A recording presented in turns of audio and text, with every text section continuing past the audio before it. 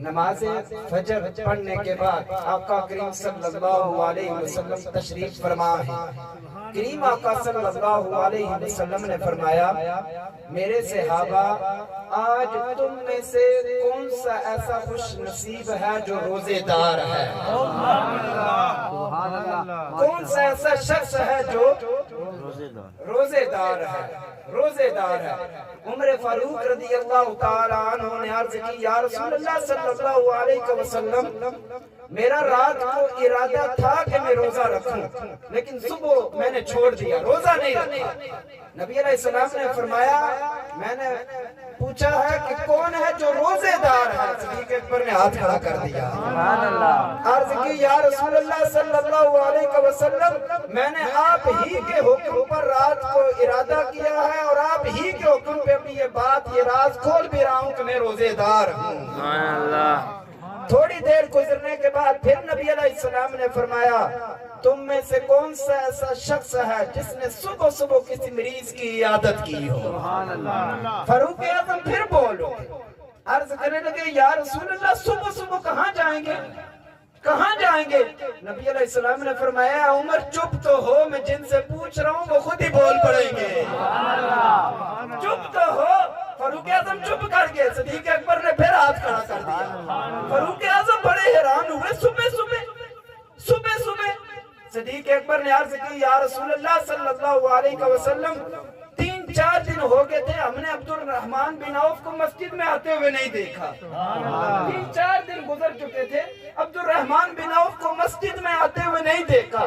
میں نے رات کو ساتھیوں سے پوچھا کیا حال ہے عبد الرحمن کے، آج کل مسجد میں نہیں آ رہے؟ تو مجھے دوستوں نے بتایا وہ کافی سخت بیمار ہیں، اس وجہ سے نماز پڑھنے کے لیے مسجد میں نہیں آ رہے۔ تو صدیق اکبر نے عرض کی یا رسول اللہ صلی اللہ علیہ وسلم میں رات کو ارادہ کر کے لیٹ گیا تھا کہ عبد الرحمن بن عوف بڑا پکا تہجد گزار ہے، رات کو جلدی سوتا ہے اور صبح جلدی اٹھ جاتا ہے۔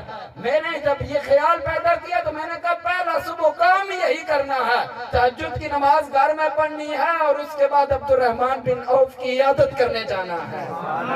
یا رسول اللہ میں فجر پڑھنے سے پہلے ہی عبد الرحمن کے گھر گیا اور اس کی عیادت کی اور پھر آ کر آپ کے پیچھے نماز فجر ادا کی۔ تھوڑی دیر گزرنے کے بعد حضور کے غلاموں بڑی توجہ سے یہ بات سننا، یہ رسمی طور پر باتیں میں نہیں کر رہا ہوں، میں رسول اکرم کی حدیث پاک سنا رہا ہوں۔ تھوڑی دیر گزرنے کے بعد میرے اور آپ کے محبوب کریم صلی اللہ علیہ وسلم نے فرمایا میرے صحابہ تم میں سے کون سا ایسا خوش قسمت انسان ہے جس نے صبح صبح کسی غریب کی مدد کی ہو؟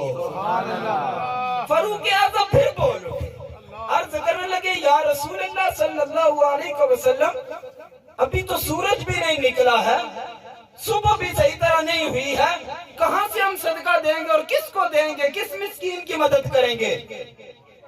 اللہ اکبر۔ یہ فاروق اعظم رضی اللہ تعالیٰ عنہ فرماتے میں دل میں خیال کر رہا تھا کہ ابو بکر بول پڑیں گے، ابو بکر بول پڑیں گے۔ صدیق اکبر نے پھر ہاتھ کھڑا کر دیا یا رسول اللہ صلی اللہ علیہ وسلم میرا بچہ صبح صبح اٹھا، میں تہجد پڑھ رہا تھا، امی کو کہنے لگا امی جان بھوک لگی ہے، تو میری بیگم نے اپنے بچے کے لیے 2 روٹیاں گرم گرم اتاری، ایک میرے بچے نے کھا لی اور دوسری میں نے ہاتھ میں اٹھا لی، چلو مسجد میں جا کر کھا لے گا یا کہیں اور بیٹھ کے باہر جا کر کھا لے گا۔ میں نے ہاتھ میں روٹی اٹھائی، جب باہر نکلا تو دیکھا کہ ایک سائل کھڑا ہے، تو اتنی سردی میں صبح صبح؟ اس نے کہا رات کا بھوکا ہوں، سوچ رہا تھا سب سے پہلے دروازہ جس کا کھلے گا اس سے جا کر مانگوں گا، اے ابو بکر خوش قسمت ہے تو جس کا دروازہ میرے لیے کھل گیا ہے۔